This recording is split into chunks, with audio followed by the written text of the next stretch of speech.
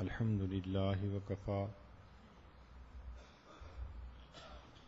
وسلام على عباده الذين اصطفى أما بعد أعوذ بالله من الشيطان الرجيم بسم الله الرحمن الرحيم والله لا يحب الفساد سبحان ربك رب العزة عما يصفون وسلام على المرسلين والحمد لله رب العالمين اللهم صل على سيدنا محمد وعلى آل سيدنا محمد وبارك وسلم اللهم صل على سيدنا محمد وعلى آل سيدنا محمد وبارك وسلم اللهم صل على سيدنا محمد وعلى آل سيدنا محمد وبارك وسلم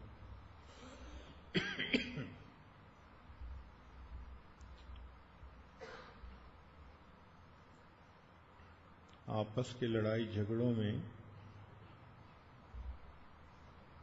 جھگڑے کی ایک نوعیت گھریلو ہوتی ہے کہ گھر کے اندر جو لوگ رہ رہے ہیں وہ آپس میں لڑائی جھگڑا کر لیں، جیسے آپس میں بہن بھائی کا جھگڑا یا اولاد والدین کے درمیان جھگڑا۔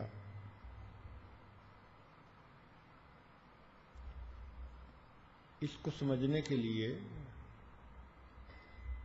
شرعی طور پر جو گھر کا سیٹ اپ ہے اس کو سمجھنے کی ضرورت ہے۔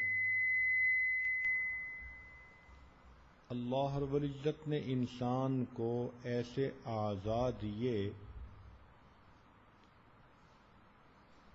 جو ایک دوسرے کی ضد ہیں، اپنی صفات کے اعتبار سے یہ اعضاء ایک دوسرے کی ضد ہیں، اس لیے کہتے ہیں کہ انسان ضدین کا مجموعہ ہے۔ جیسے آنکھ دیکھ سکتی ہے باقی پورا جسم نہیں دیکھ سکتا، یہ ایک دوسرے کی ضد ہوئے۔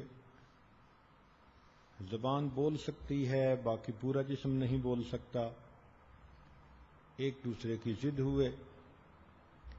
کان سن سکتے ہیں باقی پورا جسم نہیں سن سکتا، یہ ایک دوسرے کی ضد ہوئے۔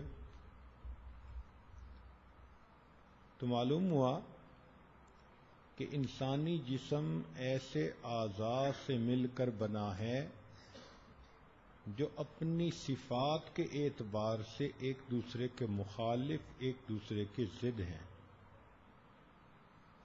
لیکن اللہ رب العزت نے اس جسم کے اندر ایک نعمت کو اتارا جس کو روح کہتے ہیں، لہذا روح کی موجودگی میں سب اعضاء ایک بن کر کام کرتے ہیں۔ ان کا آپس میں جوڑ بھی ہوتا ہے، ایک دوسرے کے ساتھ ان کی کوآرڈینیشن ہوتی ہے۔ چنانچہ ایک آدمی کے اگر سر میں درد ہو تو آنکھوں میں سے آنسو آئیں گے، آنکھ کبھی یہ تو نہیں کہے گی نا کہ یہ میرا پرابلم نہیں، یہ تو سر کا پرابلم ہے۔ کیونکہ سب اعضاء ایک بنے ہوئے ہیں، لہذا ایک کی خوشی سب کی خوشی، ایک کا غم سب کا غم۔ اگر سر میں درد ہے تو آنکھوں سے آنسو آئیں گے، زبان سے آوازیں نکلیں گی، پاؤں چل کر ڈاکٹر کے پاس جائیں گے کہ آپ اس کی کوئی دوا دے دیجئے۔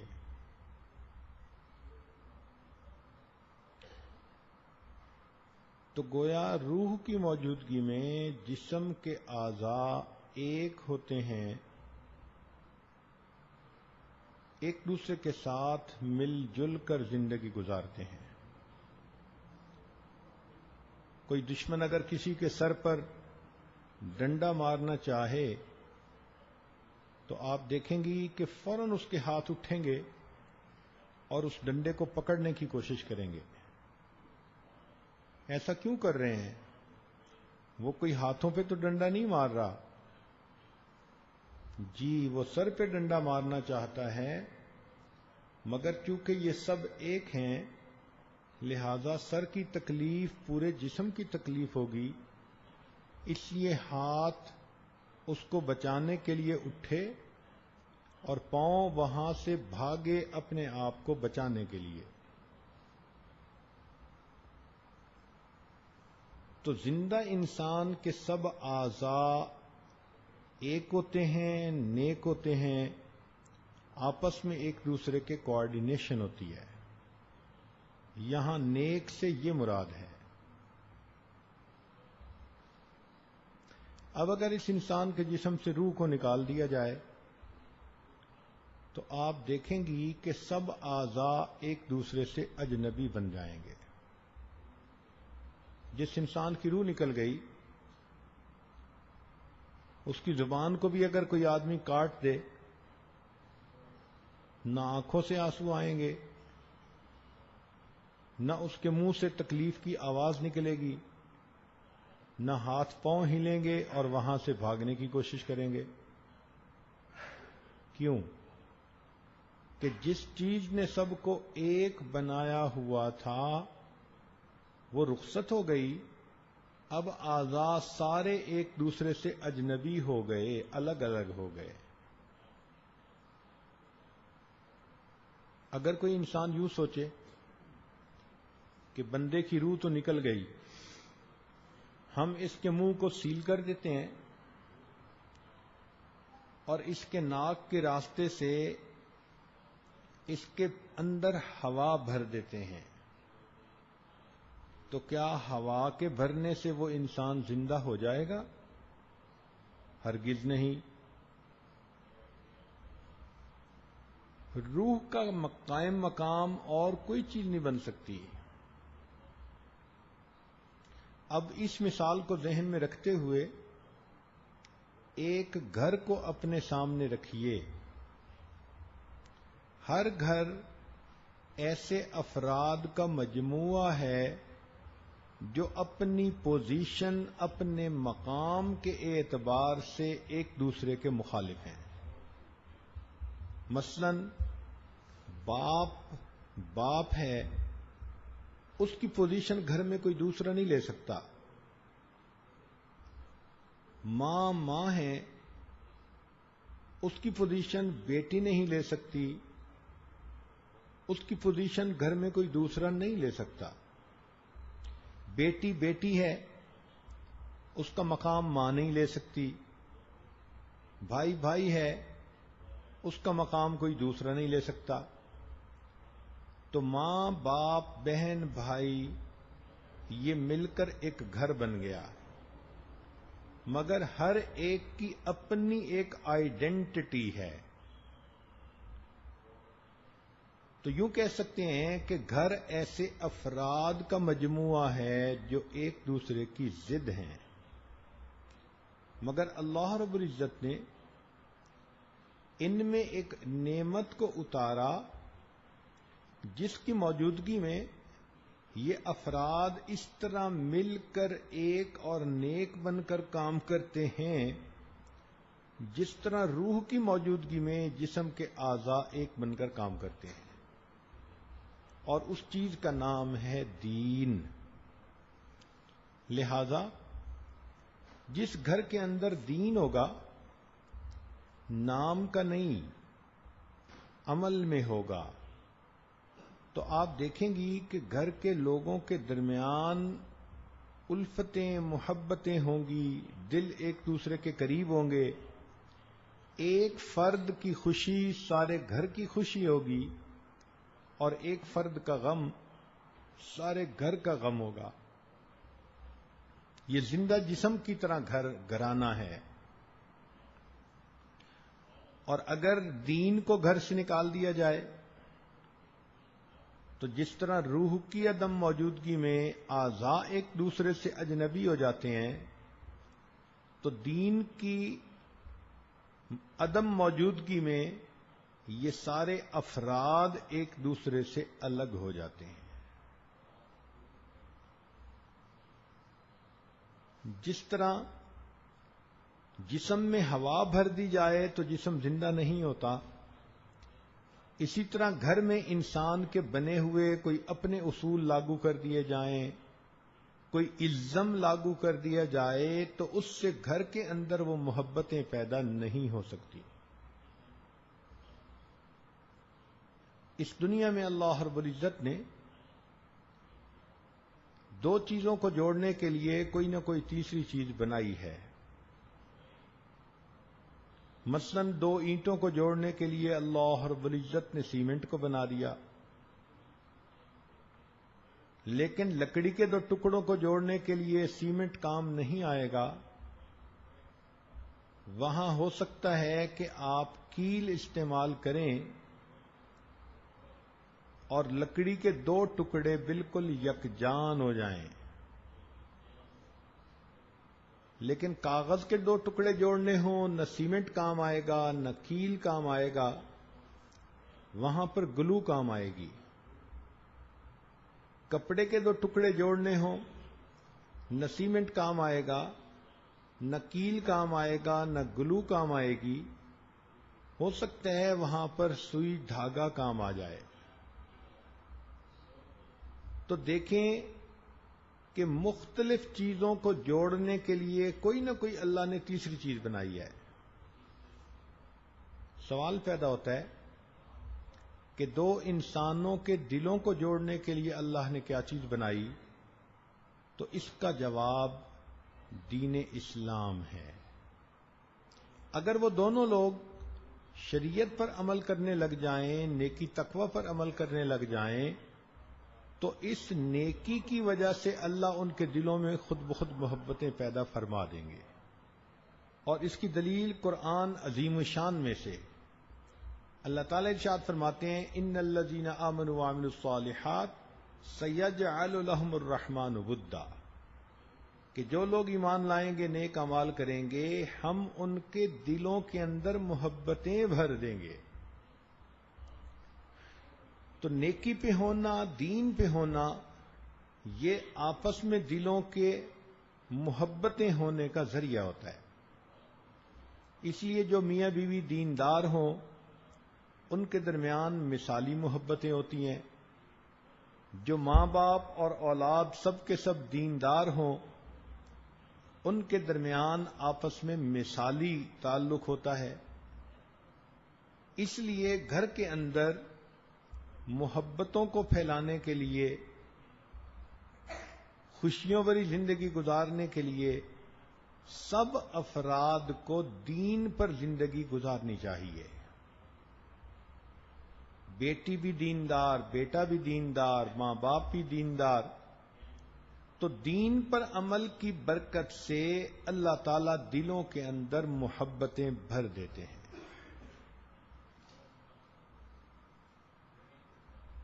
کفر کے ماحول میں ماں باپ اور اولاد کے درمیان وہ محبت ہرگز نہیں ہوتی جو دیندار گھرانوں کے اندر ہوتی ہے۔ تاہم انسان ہے، غفلت کا شکار ہو جاتا ہے۔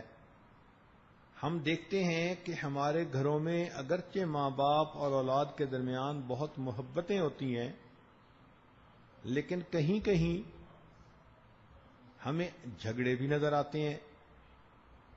اب ان جھگڑوں کی نوعیت دو قسم کی ہوتی ہے، ایک بہن بھائی کے درمیان لڑائی جھگڑا،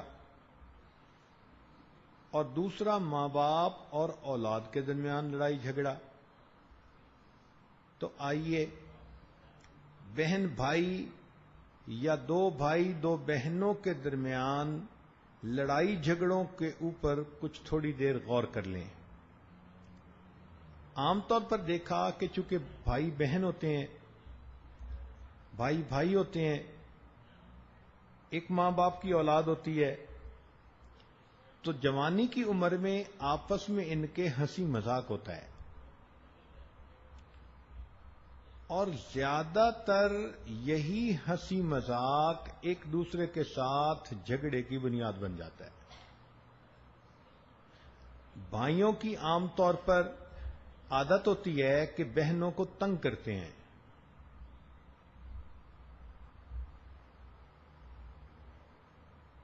مذاق کرتے ہیں، اس نے کوئی کام کیا، ٹونٹ کر دی، الٹا جواب دے دیا، یا پھر کبھی اس کو دھکا دے دیا، اس کے بال کھینچ لیے۔ اب یہ جو کر رہے ہوتے ہیں وہ نفرت سے نہیں کرتے، محبت سے کر رہے ہوتے ہیں، لیکن نوجوان بچے ہیں، ان کو یہ پتہ نہیں ہوتا کہ اس کو اگلا کیسے محسوس کرے گا۔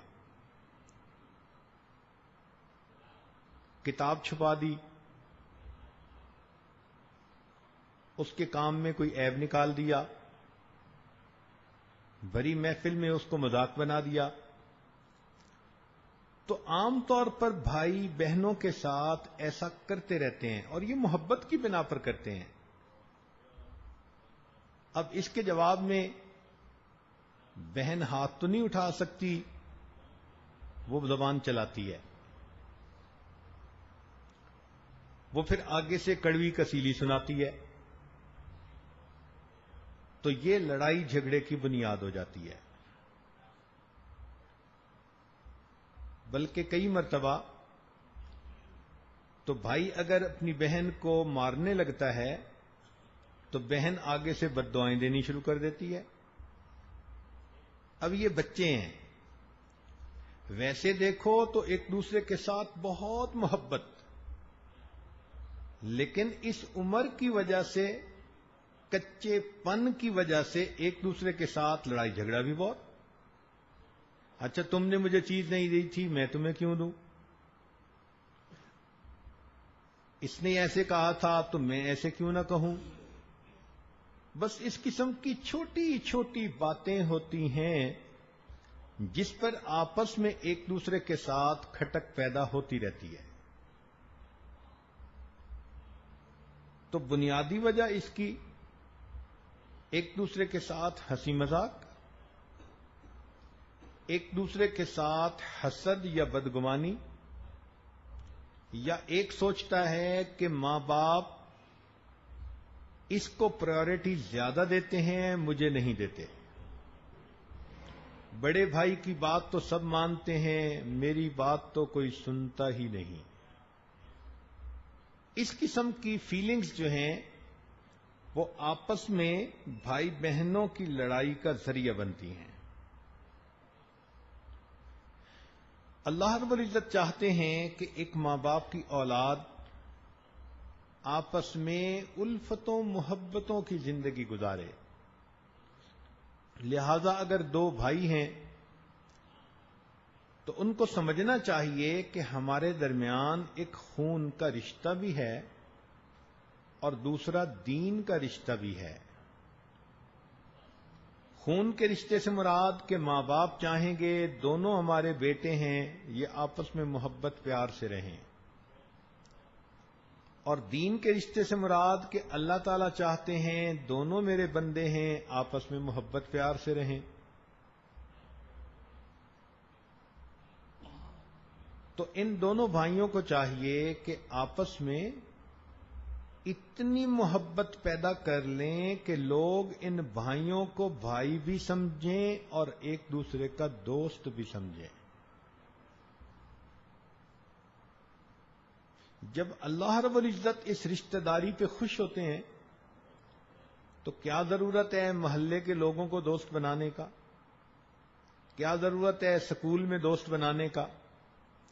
ایک گھر میں اگر 2-3 بھائی ہیں تو وہ آپس میں ایک دوسرے کو دوست بنائیں، ہیلپ لینی ہے تو بھی ایک دوسرے سے لیں، کھیلنا ہے تو بھی مل کے کھیلیں، کوئی کام کرنا ہے تو مل جل کر کام کریں۔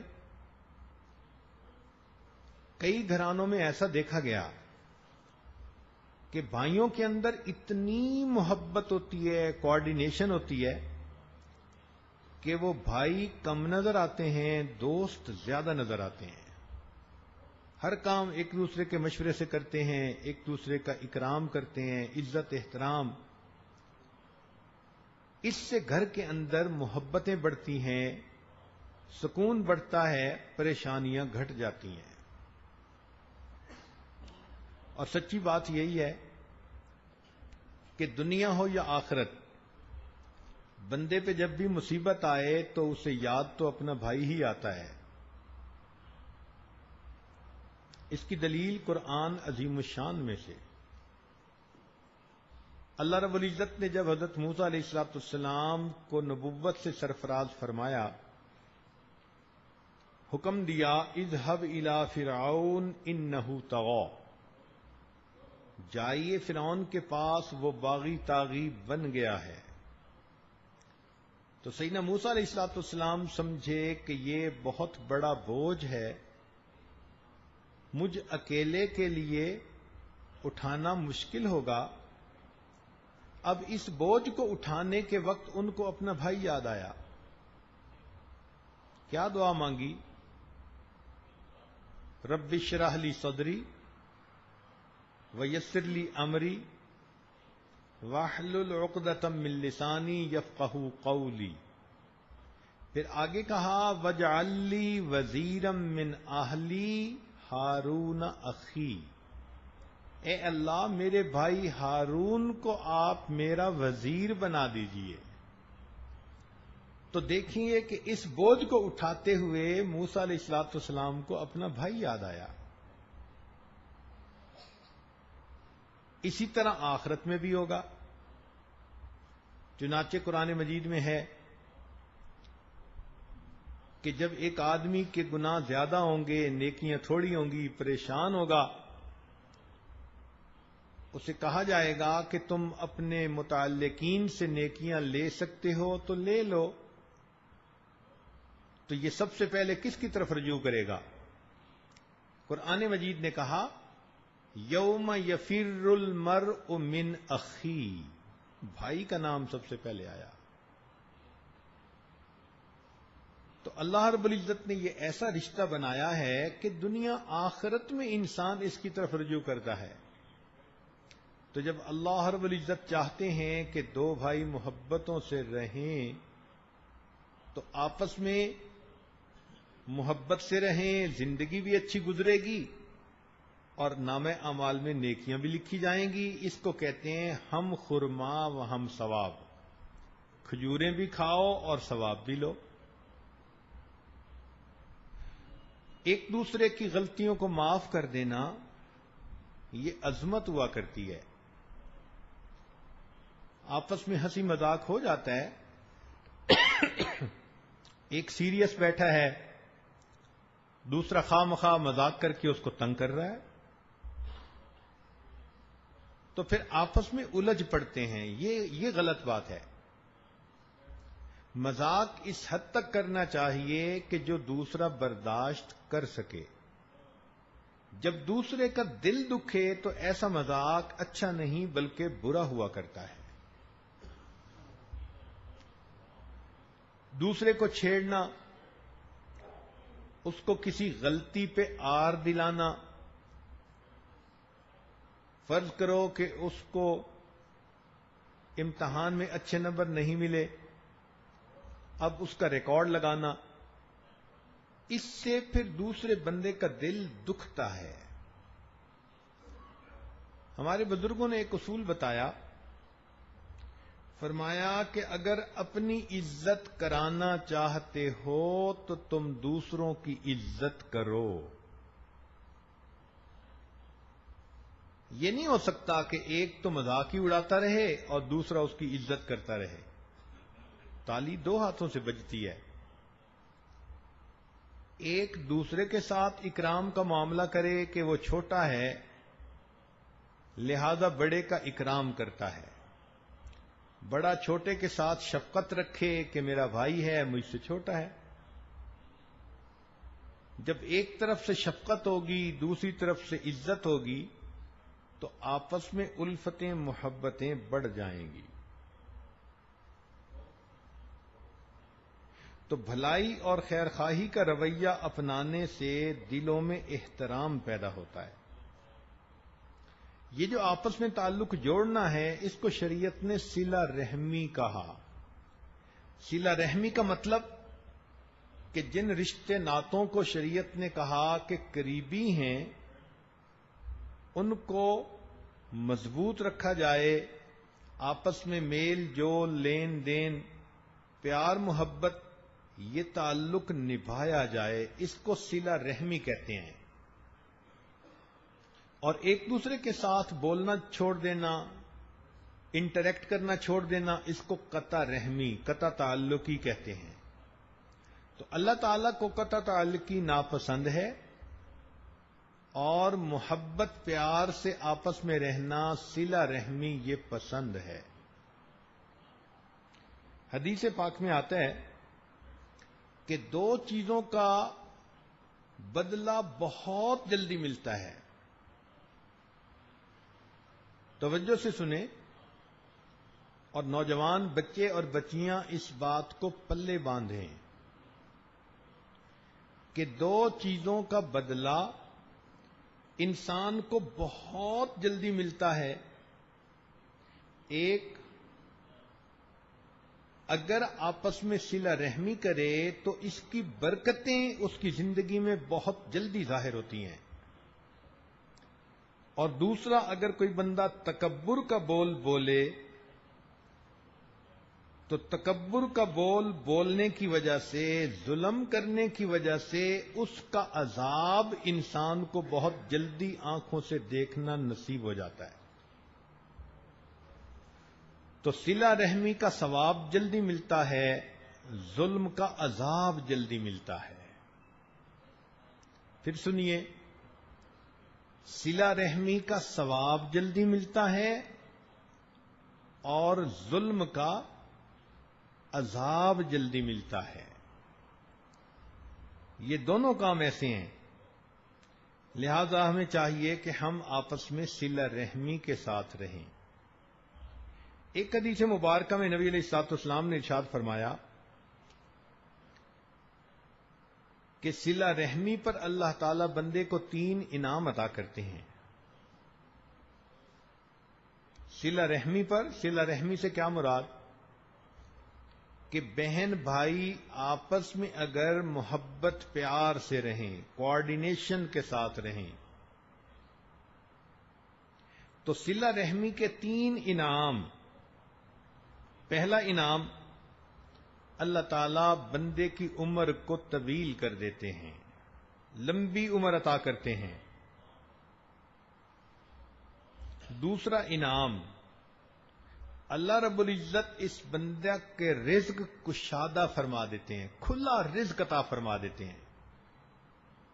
صلہ رحمی کرنے والے کو کبھی بھی رزق کی تنگی میں اللہ نہیں ڈالتے، کھلا رزق دنیا میں عطا فرما دیتے ہیں. اور تیسرا انعام کہ صلہ رحمی کرنے والے کو اللہ تعالیٰ بری موت سے محفوظ فرما دیتے ہیں. تو موت بھی کلمے پہ نصیب ہو گئی، مال میں بھی برکت ہو گئی، عمر میں بھی برکت ہو گئی. تو بتائیے کہ اس کے علاوہ بندہ اور کیا چاہتا ہے؟ اکثر ہمارے جو مسائل ہیں یا صحت سے متعلق، یا کاروبار سے متعلق، یا دین سے متعلق، تو تینوں مسائل کا حل صلہ رحمی میں. جب عمر طویل ہوگی تو اس کا مطلب یہ کہ صحت اچھی ہوگی. جب رزق کشادہ ہوگا اس کا مطلب کہ قرضوں مرضوں سے جان چھوٹ جائے گی، غیر کے سامنے ہاتھ نہیں پھیلانا پڑے گا. اللہ تعالیٰ لینے والے کی جگہ بندے کو دینے والا بنائیں گے. اور بری موت سے حفاظت سے مراد یہ کہ اللہ رب العزت بندے کو دین والی زندگی عطا فرمائیں گے تاکہ اس کی زندگی بھی محمود اور پھر اس کی موت بھی محمود ہو سکے. ان 3 انعامات کو سامنے رکھیں تو جی چاہتا ہے کہ بہن بھائی آپس میں مثالی محبت کی زندگی گزاریں، گھر میں بچوں کو یہ حدیث پاک سنائیں اور اس کے فائدے ان کو کھول کھول کر بتائیں کہ دیکھو تم آپس میں جھگڑتے ہو، ایک دوسرے کے ساتھ روٹھتے ہو، بول چال بند کر دیتے ہو، مار کٹائی کا معاملہ کرتے ہو، اللہ رب العزت چاہتے ہیں کہ محبت و پیار سے رہو تو دیکھو کتنے بڑے بڑے انعام ملیں گے کہ نبی علیہ السلام نے فرمایا کہ بندے کی عمر طویل کر دی جاتی ہے، رزق کھلا کر دیا جاتا ہے اور بری موت سے بندے کی حفاظت کر دی جاتی ہے۔ ایک اور حدیث پاک ہے، طبرانی شریف کی روایت ہے، نبی علیہ الصلوۃ والسلام نے ارشاد فرمایا کہ جو بندہ چاہے میرا حساب آسان ہو اور میں جلدی سے جنت میں داخل ہو جاؤں، جو شخص چاہے کہ قیامت کے دن میرا حساب آسان ہو اور میں جلدی سے جنت میں داخل ہو جاؤں، تو فرمایا کہ اس کو چاہیے کہ جو اس سے توڑے یہ اس سے جوڑے، یعنی جو اس سے دور ہونا چاہے بھائی بہن یہ اس کو قریب کرے، کوئی روٹھ جائے یہ اس کو منا لے، کوئی پریشان ہو تو یہ اس کی پریشانی کو ختم کرنے میں مدد کرے تاکہ دل ایک دوسرے کے ساتھ اور نتھی ہو جائیں۔ فرمایا جو تجھ سے توڑے تو اجھ سے جوڑ۔ یہ نہیں ہے کہ جیسے ہم کہتے ہیں ہمارے ساتھ کوئی اچھا رہے گا تو ہم اچھا رہیں گے، اگر برا ہوگا تو ہم بھی برے بنیں گے، یہ تو تجارت ہوئی۔ نبی علیہ السلام نے فرمایا جو تجھ سے توڑے تو اس سے جوڑ، یعنی جو تجھ سے دور ہونا چاہے تو اس کو اپنی محبت پیار سے قریب کر لے۔ دوسرا فرمایا کہ جو تجھ پر ظلم کرے تو اللہ کے لیے اس کو معاف کر دے۔ لہذا بھائی بہنوں میں آپس میں اگر کسی نے مذاق کر دیا، زیادتی کر دی، دوسرے کا دل دکھا دیا، گو ایسا نہیں کرنا چاہیے تھا، مگر معاف کرنے والے کو چاہیے کہ جلدی معاف کر دے تاکہ اللہ کی رحمتوں سے اس کو حصہ نصیب ہو۔ اور تیسرا فرمایا کہ جو تجھے محروم کرے تو اس کو عطا کر دے۔ بہن بھائیوں میں یہ بھی مسئلہ ہوتا ہے، یہ چیز لایا تھا اس نے مجھے نہیں دی تھی تو میں اس کو کیوں دوں؟ فلاں موقع پہ دیکھیں اس نے کھلونا میں نے کھیلنے کے لیے مانگا تھا، کمپیوٹر کہا تھا کہ میں استعمال کرتا ہوں، اس نے مجھے نہیں دیا تھا، تو فرمایا کہ جو تجھے محروم کرے تو اس کو عطا کرے۔ یہ دین اسلام کتنا پیارا ہے، شریعت کے اندر کیا حسن ہے کہ زندگی گزارنے کے اتنے بہترین اصول بتا دیے گئے۔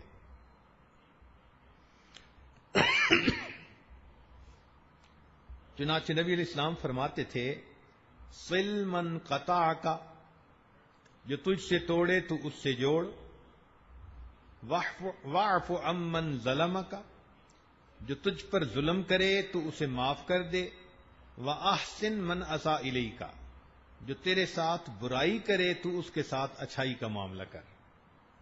ان 3 کاموں کے کرنے پر نبی علیہ السلام نے فرمایا کہ اس بندے کا حساب آسان ہوگا، جنت میں آسانی کے ساتھ داخل ہوگا۔ اب پہلی حدیث اور دوسری حدیث کو ملا کر اگر دیکھیں تو معلوم یہ ہوا کہ جو بندہ صلہ رحمی کرے گا اللہ رب العزت دنیا میں اس کو لمبی عمر دیں گے، دنیا میں اس کو فراخ رزق عطا کریں گے، اور موت اللہ تعالیٰ اس کو ایمان پر عطا کریں گے، اور چوتھی بات کہ قیامت کی رسوائی سے بچائیں گے اور آسانی سے اس کو جنت میں داخل فرما دیں گے۔ تو یہ کیسا پیارا عمل ہے کہ جس ایک عمل کے کرنے پر انسان سیدھا جنت میں جائے گا۔ تو نوجوان بچے بچیوں کو یہ احادیث سنا کر اس کی اہمیت کو اجاگر کریں کہ آپس میں انہیں محبت پیار سے رہنا ہے. بلکہ ایک اور حدیث مبارکہ ہے کہ صلہ رحمی اللہ رب العزت کو اتنی پسند ہے، یہ مل جل کر محبت پیار سے رہنا، صلہ رحمی. چونکہ عنوان آج گھر کے جھگڑوں کا ہے، لہذا اس میں نہ میاں بیوی کا نام آ رہا ہے، نہ پڑوسی کا، نہ کسی اور کا. صلہ رحمی تو تمام ان رشتوں میں شامل جو شریعت نے قرار دیے ہیں، لیکن عنوان کی وجہ سے چونکہ نوجوان بچوں کا تذکرہ چل رہا، انہی کا نام لیا جا رہا ہے. تو فرمایا کہ صلہ رحمی اللہ رب العزت کو اتنی پسند ہے کہ گھر کے لوگ اگر گناہگار بھی ہوں گے، صلہ رحمی کرنے کی وجہ سے اللہ ان کو مال اور اولاد کی کثرت عطا فرما دیں گے. اللہ اکبر کبیرہ. کہ اگر کسی گھر کے لوگ گناہگار بھی ہیں، اس لیے آپ دیکھیں گی کہ کتنے لوگ ہوتے ہیں ظاہر میں نماز کا اہتمام نہیں، رسم و رواج کی زندگی، لیکن مال بھی خوب ہوتا ہے، اولاد بھی خوب ہوتی ہے. وجہ کیا؟ کہ آپس میں وہ محبت و پیار سے رہ رہے ہوتے ہیں. اس عمل کی وجہ سے اللہ رب العزت ان کو مال میں بھی کثرت دے دیتا ہے، اولاد میں بھی کثرت دے دیتا ہے. تو سوچئے اگر گناہگار بندوں کو بھی اللہ تعالیٰ یہ نعمتیں دے دیتا ہے، تو جو نیکوکار بن کر زندگی گزاریں گے اور صلہ رحمی کریں گے، پھر اللہ رب العزت کی کتنی برکتیں ان کو نصیب ہوں گی.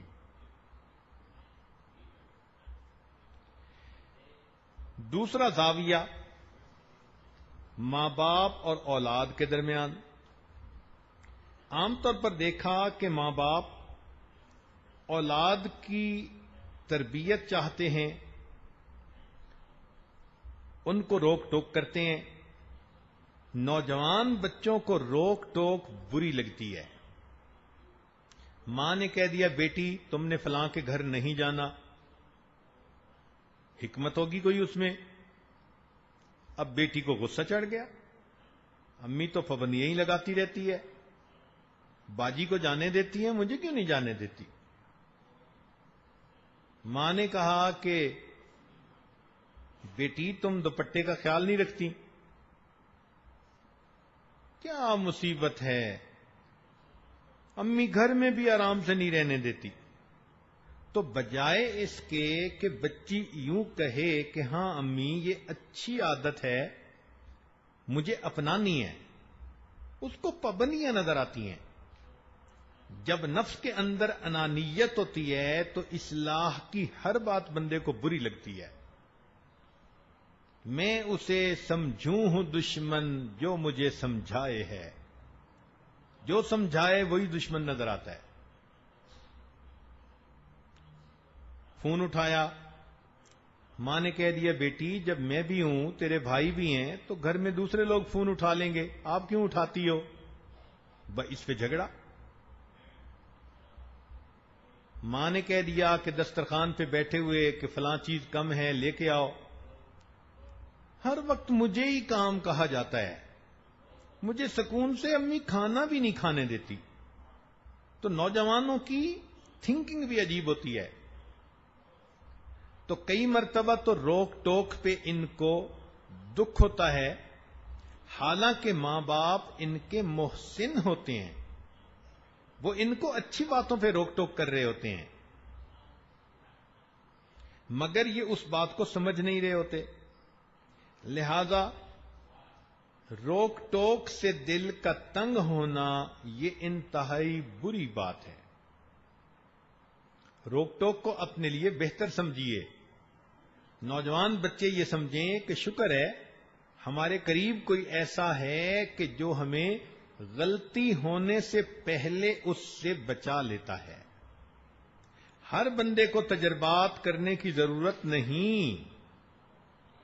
زندگی کے نفع نقصان کے تجربے ہر کسی کو کرنے پڑیں تو مصیبتوں میں سے گزرنا پڑ جائے، ذلتیں اٹھانی پڑ جائیں پریشانیاں سر پہ آ جائیں، ہر ایک کو نفع نقصان کے تجربے کرنے کی ضرورت نہیں. ماں باپ نے دھوپ پہ بال سفید نہیں کیے ہوتے. جو زندگی کے وہ تجربے کر چکے، اولاد کو چاہیے کہ بس ان سے فائدہ اٹھائے، ماں باپ کی بات کا لحاظ رکھے. اس لیے ماں باپ کی بات کو دھیان سے سننا اچھی عادت ہے، اور ان کی بات کو درمیان میں کاٹ دینا یہ انتہائی بری بات ہے. نوجوان بچوں کو یہ بھی دیکھا کہ ان کا دل چاہتا ہے کہ مجھے ہر مشورے میں شامل کیا جائے. چونکہ ٹین ایجر ہو جاتے ہیں تو وہ سمجھتے ہیں کہ جی گھر کے مشورے میں میری بات ہی نہیں سنتے، مجھ سے کوئی پوچھتا ہی نہیں. یا چھوٹا کہتا ہے جی بڑے بھائی سے تو پوچھ لیتے ہیں، مجھ سے کوئی پوچھتا ہی نہیں. یہ عمر ہی ایسی ہے کہ اس عمر میں بندہ چاہتا ہے کہ یا تو میری بات مانی جائے، اگر مان لو تو بچے کے اندر احساس برتری آ جائے گا. وہ یہ سمجھے گا کہ بس میری ہی بات مانی جاتی ہے، میں سپیریئر ہوں دوسروں سے. اور اگر نہ مانی جائے تو اس میں احساس کمتری آ جاتا ہے، ڈپریشن کا شکار. تو دونوں باتیں عجیب. اس میں تحمل مزاجی کام آتی ہے کہ ماں باپ عقل مندی کے ساتھ بچے کو ڈیل کریں، نہ اس میں احساس برتری پیدا ہونے دیں، نہ اس میں احساس کمتری پیدا ہونے دیں. چونکہ عمر ایسی ہے کہ فوراً غصہ آتا ہے، اور نوجوان بچوں کو جب غصہ آتا ہے تو لگتا ہے کہ کہیں سے کوئی سیلاب آ گیا ہے. اسی وقت ایک دوسرے سے جدا ہونے کی باتیں کرتے ہیں، گھر سے نکل جانے کی بات کرتے ہیں، بس مرنے مارنے پہ تل جاتے ہیں. ان کا غصہ ان کے کنٹرول میں ہی نہیں ہوتا. اب ان نوجوان بچوں سے یہ پوچھا جائے کہ آپ کو کس نے پال پوس کر بڑا کیا، تو جواب ملے گا ماں باپ نے. بھائی ماں باپ کے ساتھ بڑے بہن بھائیوں کا بھی تو حصہ ہے، انہوں نے بھی تو ماں باپ کا ساتھ دیا. چھوٹے ہوتے ہیں تو بڑی بہن ماں کی طرح اس کا خیال رکھتی ہے. رشتہ دار جو قریبی ہوتے ہیں وہ مورل سپورٹ دیتے ہیں. خالہ پھپھو اور اس قسم کے جو رشتے ہوتے ہیں ان کی مورل سپورٹ ہوتی ہے. تو بچے خود بخود پل کے جوان نہیں ہو جاتے، ان کے بڑے اور جوان ہونے میں قریب کے لوگوں کا حصہ ہوتا ہے. تو جب چھوٹے تھے ہر کام میں محتاج تھے، تب آخر کسی نے تمہارا خیال رکھا نا. تمہاری ماں راتوں کو جاگتی تھی، اس نے بچپن میں ولادت کے بعد سلیپ لیس نائٹس گزاری کہ سال 2 سال تک بچے عام طور پہ راتوں کو جاگتے ہیں، روتے ہیں. ماں تھکی ہوئی بھی ہو تو اس کو بچے کی خاطر جاگنا پڑتا ہے. اور جو چھوٹے بچے ہیں ان کی تو ہم نے عجیب عادت دیکھی، اللہ کے فضل سے پورے دن وہ سوتے ہیں، اور جب رات ماں باپ کے سونے کا وقت ہوتا ہے اس وقت وہ جاگتے ہیں. اور میں اپنے دوستوں کو اکثر یہی کہتا ہوں کہ بچوں کی برکت ہے کہ آپ کو بھی تہجد پڑھنی نصیب ہو جاتی ہے. تو ماں باپ نے بھی تو آخر جاگ کے راتیں گزاری نا زندگی کی. پہلے بچے کو کھلایا، بعد میں ماں نے کھایا. پہلے بچے کو پلایا، بعد میں بچے نے پیا، بعد میں ماں نے پیا. پہلے بچے کو سلایا اور بعد میں ماں جا کر سوئی. قربانی تھی نا اس کی. تو آخر اس قربانی کا کوئی ریٹرن ہونا چاہیے. کیا اتنا بھی اس ماں کا حق نہیں کہ وہ نوجوان بچے کو کوئی بات سمجھائے تو یہ اس کی بات کو تسلی سے سن لے؟ آج کل کے نوجوان تو بس ماں کو اللہ میاں کی گائے سمجھتے ہیں، لحاظ ہی نہیں کرتے. آئیے دیکھیے شریعت نے کیا کہا. قرآن عظیم الشان میں اللہ رب العزت ارشاد فرماتے ہیں وَبِالْوَالِدَيْنِ إِحْسَانًا، کہ تم ماں باپ کے ساتھ حسن سلوک کا معاملہ کرو. ماں باپ دونوں کے ساتھ. گو کہ ایک صحابی نے پوچھا کہ میں کس کے ساتھ حسن سلوک کروں؟ فرمایا ماں. پھر پوچھا کس کے ساتھ؟ فرمایا ماں. تیسری مرتبہ کس کے ساتھ؟ فرمایا ماں. چوتھی مرتبہ پوچھا تو فرمایا ہاں باپ کے ساتھ بھی حسن سلوک کرو. تو اس حدیث پاک سے یہ مطلب نکلا کہ باپ کے ساتھ بھی حسن سلوک کرنا ہے، مگر ماں کا اس سے بھی زیادہ خیال رکھنا ہے، اس لیے کہ ماں نے تکلیف زیادہ اٹھائی ہوتی ہے.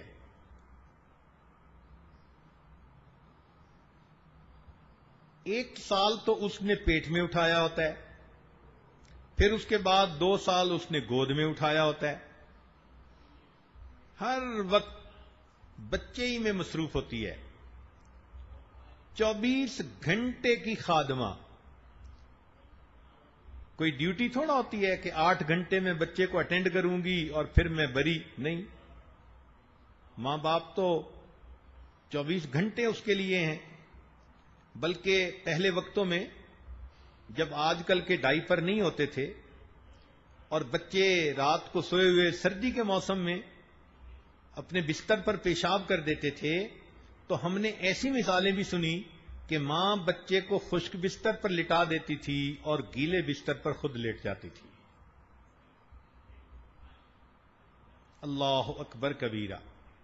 ہمارے قریبی رشتہ داروں میں ایک بچی نے نیت کر لی کہ اللہ نے مجھے بیٹا دیا ہے، میں اس کو ہمیشہ باوضو دودھ پلاؤں گی. اللہ اکبر کبیرہ. ہم نے جو اس بچی کو دیکھا، اتنا مجاہدہ، حیران رہ گئے. اس لیے کہ مدر فیڈنگ خود کرتی ہے اور اس نے کہا کہ میں نے نیت کی ہوئی ہے کہ باوضو پلاؤں گی. اب ہر وقت تو وضو نہیں رہتا، چلو دن میں تو گزارا ہو جاتا ہے. سردی کی راتوں میں بچے کو دودھ پلایا اور پلا کے وہ بیچاری لیٹی اور 5 منٹ اس کی آنکھ لگی کہ بچہ پھر رونے لگا. اب گرم بستر میں سے اٹھ کے وہ جائے اور باتھ روم میں وضو کر کے پھر آ کے پلا رہی ہے. پھر بچے کو فیڈ دی اور ابھی آدھا گھنٹہ بچہ نہیں سویا تھا کہ پھر رونا شروع کر دیا. اللہ کی شان، بچی کو پھر وضو کے لیے جانا پڑا. ایک رات میں وہ بچی 15 دفعہ جا کر وضو کر کے آتی.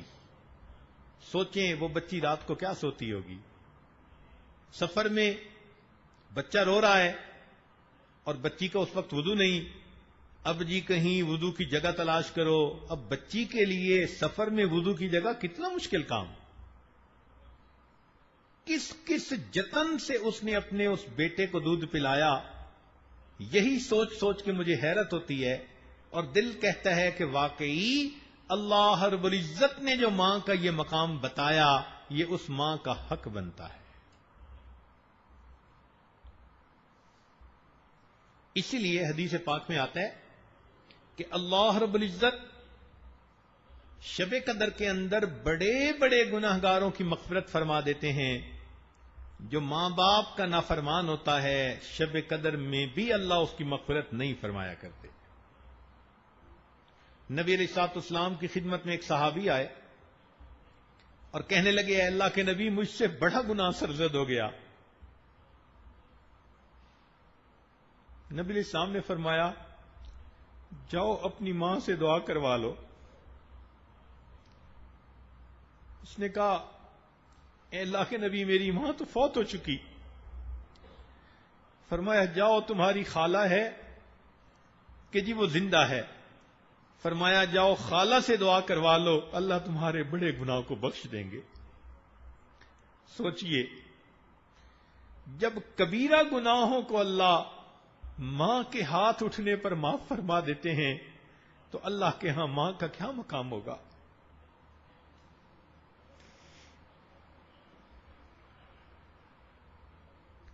اس لیے جو شخص اپنے ماں باپ سے حسن سلوک کرتا ہے، اللہ رب العزت اس بندے کی زندگی میں برکتیں عطا فرماتے ہیں. حدیث پاک کا مفہوم سنیں اور دل کے کانوں سے سنیں.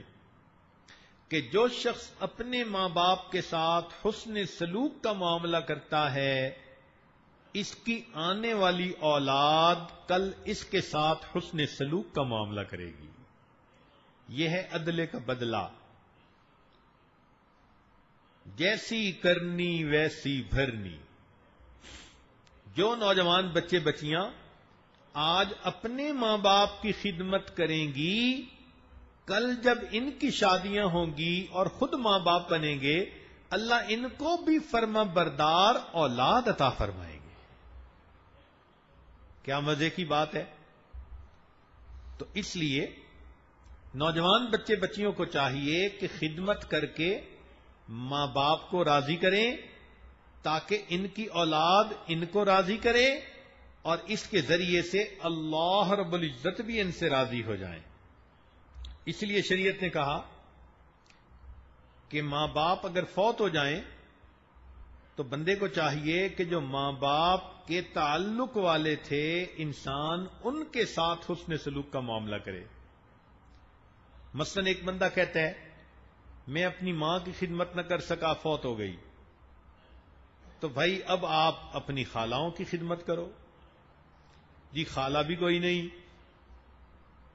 تو بھائی ماں جن سے تعلق رکھتی تھی جن کو وہ اپنے قریب سمجھتی تھی اگر ان کا اکرام کرو گے تو تمہیں اپنی والدہ کا اکرام کرنے کا ثواب دیا جائے گا. یہ عمل اللہ رب العزت کو اتنا پسند ہے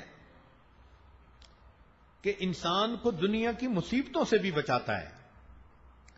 چنانچہ بخاری شریف کی روایت ہے کہ بنی اسرائیل کے 3 بندے سفر پر نکلے، بارش ہو گئی تو اس سے بچنے کے لیے وہ غار کے اندر چلے گئے.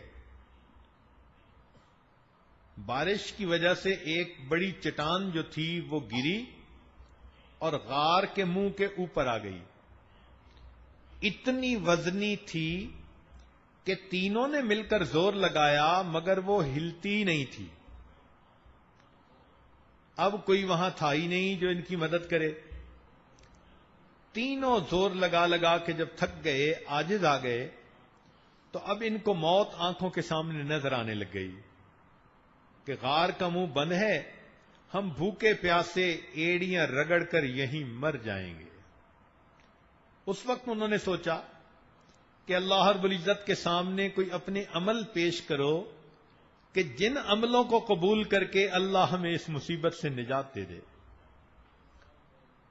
چنانچہ انہوں نے اپنے اپنے عمل پیش کیے جن میں سے ایک نے یہ کہا میں بکریاں چراتا تھا اور جب گھر واپس آتا تو میں اپنی والدہ کو دودھ دیا کرتا تھا.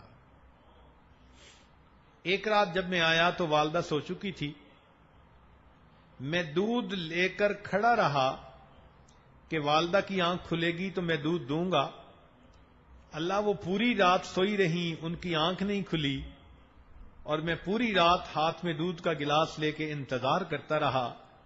میرے اللہ اگر یہ میرا عمل آپ کو پسند ہے ہمیں اس مصیبت سے نجات دیجئے. تو اس عمل کی برکت سے اللہ رب العزت نے تیسرا حصہ غار کا جو منہ تھا اس کو کھول دیا. پھر دوسرے نے اپنا عمل پیش کیا کہ ایک کزن تھی، میرا اس کے ساتھ نفسانی شیطانی شہوانی تعلق تھا، میں نے کسی ہیلے بہانے سے اس کو زنا پر آمادہ کر لیا. جب میں زنا کرنے لگا تو اس وقت اس نے مجھے کہا کہ تم اللہ کی مہر کو کیوں توڑتے ہو؟ جو چیز شریعت میں تمہارے لیے حرام ہے تم اس کا ارتکاب کیوں کرتے ہو؟ اس کی بات میرے دل پر ایسی بیٹھ گئی کہ موقع کے باوجود میں نے اس کو بھیج دیا اور اس گناہ کا ارتکاب نہیں کیا. اس عمل کو اللہ قبول کر لے. چنانچہ اس عمل کی وجہ سے اللہ رب العزت نے 1/3 اور جو ہے غار کا منہ کھول دیا. پھر تیسرے نے اپنا عمل پیش کیا کہ میں نے بکریاں پالی، میرا ایک پارٹنر تھا، کچھ عرصے کے بعد چلا گیا. میں نے اس کے مال کو اسی طرح بڑھاتا رہا. کئی سالوں کے بعد جب وہ آیا اور اس نے مانگا تو میں نے اس کا پورا مال اسے دے دیا. جو حیران ہو گیا وہ, اے اللہ میں نے آپ کے لیے یہ کیا, اگر عمل پسند ہے تو ہمیں نجات دیجیے. تو وہ چٹان منہ سے ہٹ گئی اور اللہ رب العزت نے تینوں کو اس مصیبت سے نجات عطا کر دی. اب یہاں یہ بات سوچنے کی ہے کہ ماں باپ کے ساتھ حسن سلوک بھی ان اعمال میں سے ہے کہ جن اعمال کا واسطہ دیا جائے اللہ بندے کو دنیا کی مصیبتوں سے بھی بچا دیتے ہیں. اس لیے نوجوان بچوں کو چاہیے کہ وہ بھی اپنے ماں باپ کی خدمت کریں, ان کی دعائیں لیں, اور ماں باپ کو بھی چاہیے کہ وہ اولاد کے ساتھ پلنگ اور چارپائی والا معاملہ نہ کریں کہ ادھر سے اٹھا کے ادھر رکھ دی, ذرا سی بات پہ ڈانٹ پلا دی.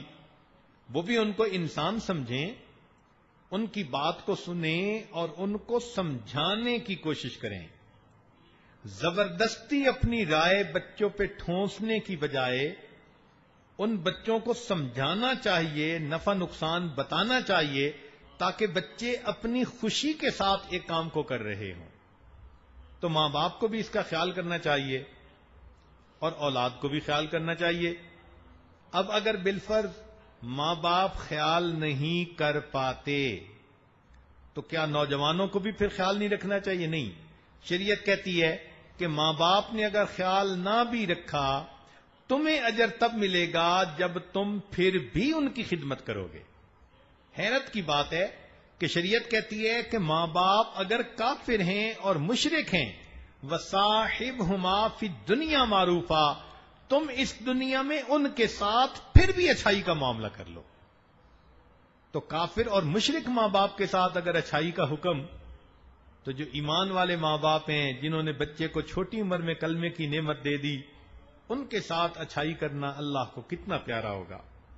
لہذا اگر بہن بھائی آپس میں محبت و پیار سے رہیں, اولاد ماں باپ کے ساتھ محبت و پیار سے رہے, ان کی خدمت کرے, تو گھر پھر ایک جنت کا نمونہ بن جاتا ہے. اللہ تعالیٰ اس گھر میں عزتیں بھی دیتے ہیں, صحت دیتے ہیں, رزق میں برکتیں, اولاد میں برکتیں. موت بھی آتی ہے تو ایمان پر, اور آخرت میں بھی حساب آسان اور جنت میں جانا آسان.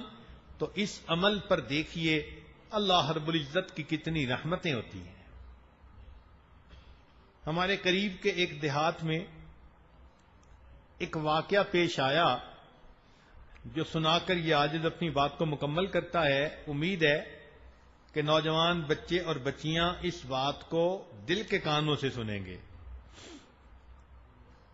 دیہاتی علاقے میں بوڑھے ماں باپ تھے, اللہ نے بڑھاپے میں ان کو اولاد عطا کر دی.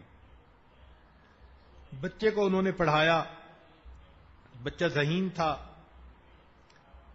حتیٰ کہ وہ بچہ پڑھ لکھ کر انجینئر بن گیا.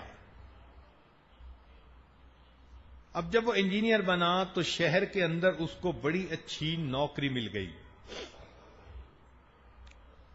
کوٹھی مل گئی, کار مل گئی. اس نے ماں باپ کو کہا کہ جی آئیں میرے ساتھ شہر میں رہیں.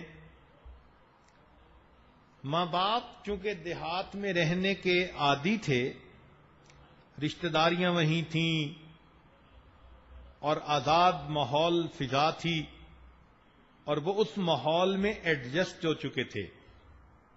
وہ کچھ دن تو شہر میں رہے, کوئی بیمار ہے تو دیہات میں جاؤ, کسی کی خوشی تو جاؤ, غمی تو جاؤ.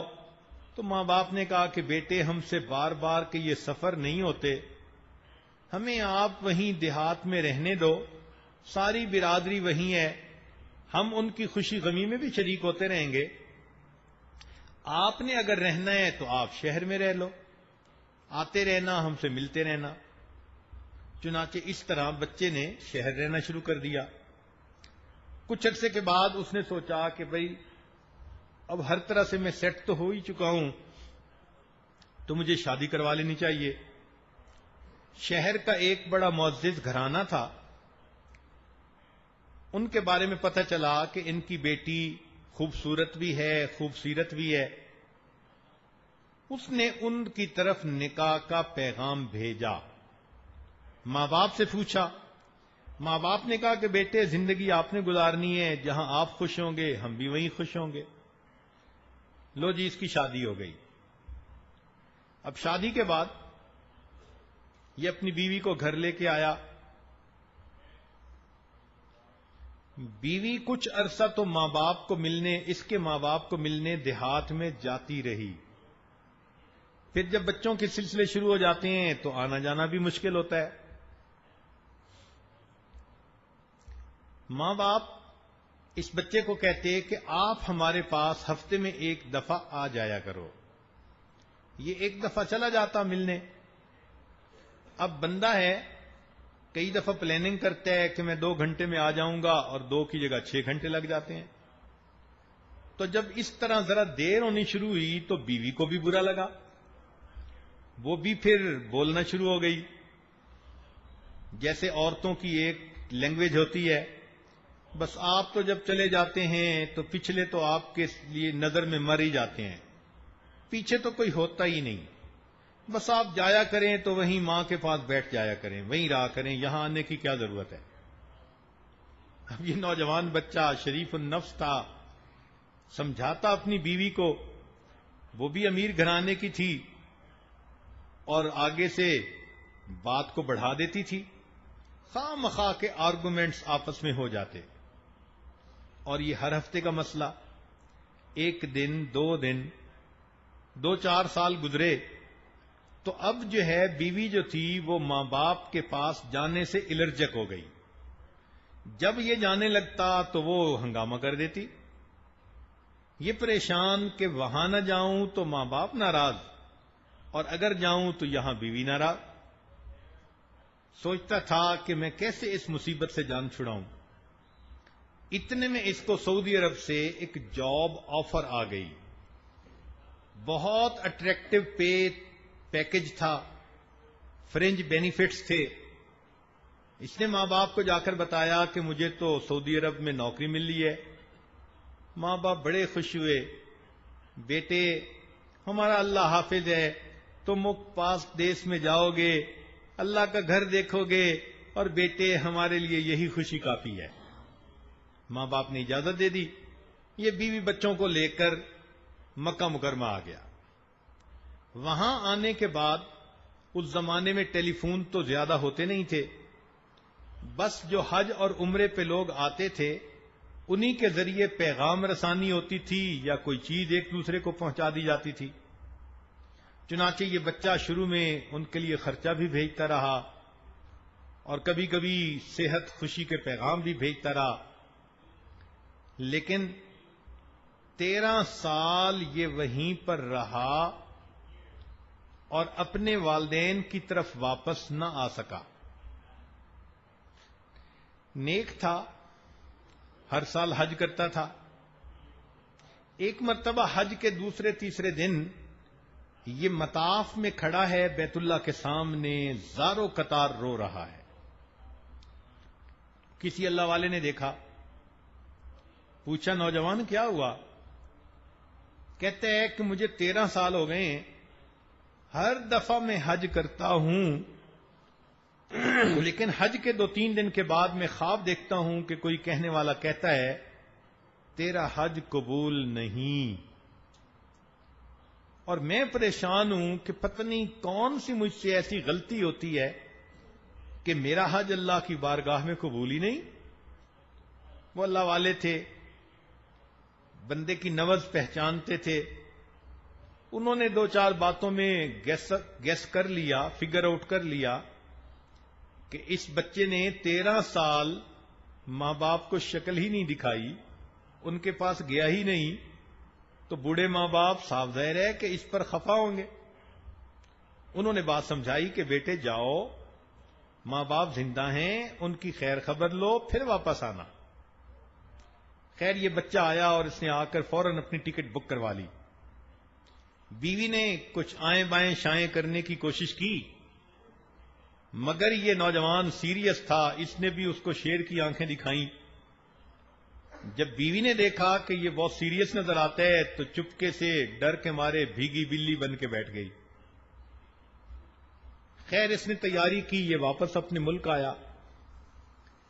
اب جب اپنے گاؤں کے قریب پہنچا تو اس نوجوان کو یہ بھی پتہ نہیں تھا کہ میرے ماں باپ اس وقت زندہ بھی ہیں یا نہیں ہیں. اب یہ سوچ رہا ہے کہ پتہ نہیں میرے ماں باپ کس حال میں ہیں. 13 سال گئے ہوئے ہو گئے تھے. اس کو ایک 9-10 سال کا لڑکا ملا گاؤں کا. اس نے اس سے پوچھا کہ وہ فلاں بوڑھے میاں بڑے میاں کا کیا حال ہے. اس نے بتایا جی وہ بڑے میاں تو 6 مہینے ہوئے فوت ہو گئے, البتہ وہ بوڑھی عورت ابھی زندہ ہے, گھر میں ہے اور بڑی بیمار ہے, اور میں نے سنا کہ ان کا ایک بیٹا ہے جو کوئی سعودی عرب گیا ہوا ہے. پتہ نہیں وہ کیسا نامعقول بیٹا ہے جو اپنی ماں باپ کی خبر ہی نہیں لیتا. اس بچے کو کیا پتا تھا کہ وہ اسی نوجوان سے بات کر رہا ہے. بچہ تو بات کر کے چلا گیا, لیکن اس نوجوان کے دلوں کے تار کو چھیڑ گیا. اب اس کو احساس ہوا, اوہو والد دنیا سے چلے گئے, میں نے آخری وقت میں ان کی شکل ہی نہ دیکھی. اب تو امی مجھ سے ناراض ہوگی, اور امی تو میرا چہرہ ہی نہیں دیکھے گی, امی تو مجھے گھر سے ہی نکال دے گی, بات ہی نہیں کرے گی میرے ساتھ. اب یہ سوچ رہا ہے کہ میں امی کو کیسے مناؤں گا. مغموم دل ہے, گھر کی طرف جا رہا ہے. بالآخر اس نے جب گھر کے دروازے پر پہنچ کر دیکھا تو دروازہ کھلا تھا, کواڑ ملے ہوئے تھے. اس نے آہستہ سے دروازہ کھولا, اندر داخل ہوا. کیا دیکھتا ہے کہ صحن میں چارپائی کے اوپر اس کی بوڑھی بیمار والدہ لیٹی ہوئی ہیں. ہڈیوں کا ڈھانچہ تھیں, وہ چارپائی کے ساتھ لگی ہوئی تھی. اس کو خیال آیا کہ کہیں امی سو نہ رہی ہو, تو میں پہلے آہستہ آہستہ چلتے ہوئے قریب جاتا ہوں. چونکہ اس کی والدہ جو تھی اس کے بارے میں اس کو پتا تھا کہ اس کی بینائی چلی گئی, اس کی آنکھوں پہ موتیا آ گیا, بڑھاپے میں جو آ جاتا ہے عام طور پر. تو یہ اس کو پتا تھا کہ میری والدہ کی بینائی کام نہیں کرتی. آہستہ آہستہ چلتے چلتے قریب ہوا, دبے پاؤں. جب بالکل قریب پہنچا کہ بھئی امی سوئی ہوئی ہے یا جاگ رہی ہے, تو یہ حیران ہوا کہ اس کی والدہ اس وقت ہاتھ اٹھے ہوئے تھے اور کچھ لفظ کہہ رہی تھی, گویا اللہ تعالی سے دعا مانگ رہی تھی. اب بیٹا یہ سوچتا ہے کہ ماں بات نہیں کرے گی, مجھے گھر سے نکال دے گی, میری شکل نہیں دیکھے گی. اور ادھر ماں کا دل دیکھو کہ اس بڑھاپے میں اور بیماری میں چارپائی پر لیٹی ہوئی ہے اور وہ دعا مانگ رہی ہے. تو بچے نے جب قریب ہو کر سنا تو ماں یہ الفاظ کہہ رہی تھی, اللہ میرا خامد دنیا سے چلا گیا, میرا ایک ہی بیٹا ہے جو میرا محرم ہے, اللہ اسے بخیریت واپس پہنچا دینا, تاکہ اگر میری موت آئے تو مجھے قبر میں اتارنے والا کوئی میرا محرم موجود ہو.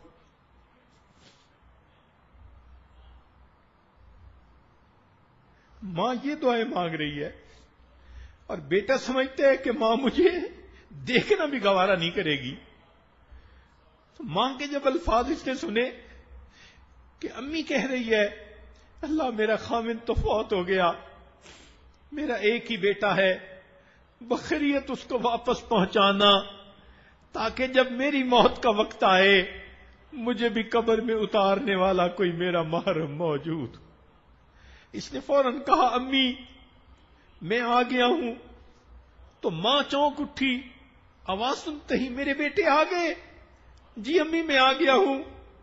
ماں کہنے لگی, بیٹے ذرا قریب ہو جانا, میں تمہاری شکل تو دیکھ نہیں سکتی, مجھے اپنا بوسہ لینے دو, مجھے اپنے جسم کی خوشبو سونگھنے دو.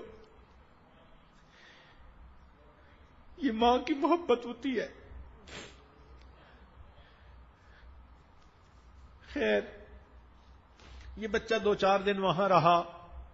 اللہ کی شان کہ ماں بیمار تھی, چند دنوں میں فوت ہو گئی. اس نے اپنی والدہ کو دفنایا، کفنایا اور اس ذمہ داری سے فارغ ہوا. اور کچھ عرصے کے بعد یہ واپس مکہ مکرمہ آ گیا. کہتے ہیں کہ اگلے سال جب حج کا موقع آیا، اس نے حج کی. حج کے دوسرے دن پھر خواب دیکھا. جس شخص کو دیکھتا تھا اس نے دیکھا کہ وہی ہے، اور اس کو کہہ رہا ہے اللہ نے تیرے اس حج کو بھی قبول کر لیا اور تیرے پچھلے 13 حجوں کو بھی قبول کر لیا.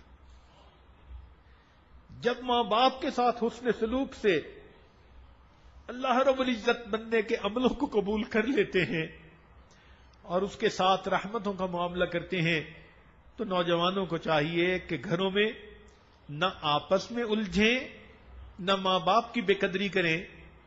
ماں باپ شفقتوں والا معاملہ کریں، اولاد خدمت کا معاملہ کرے، سب محبت پیار کے ساتھ رہیں، لڑائی جھگڑے سے بچیں. یہ فساد ہے، اور واللہ لا يحب الفساد، اللہ تعالی فساد کو پسند نہیں فرماتے. اللہ تعالی ہمیں ایک بن کر اور نیک بن کر زندگی گزارنے کی توفیق عطا فرمائے. وآخر دعوانا ان الحمد للہ رب العالمین.